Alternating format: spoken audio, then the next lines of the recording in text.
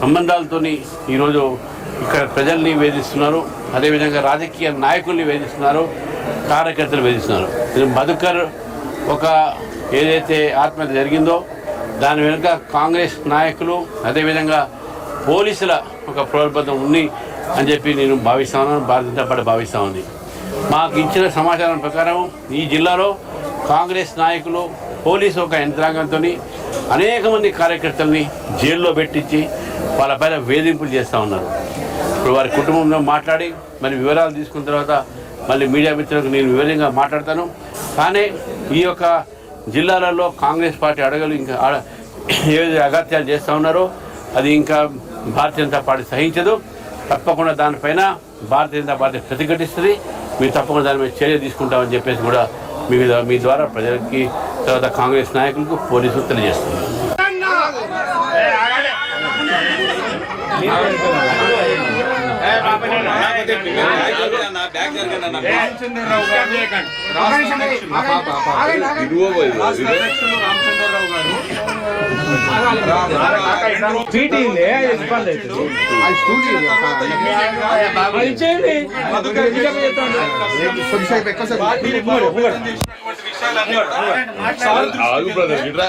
పొద్దున బయలుదేరి సారు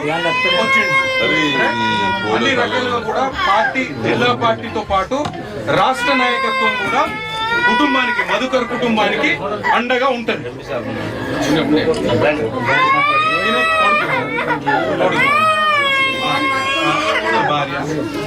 కొడుకు వాళ్ళ భార్య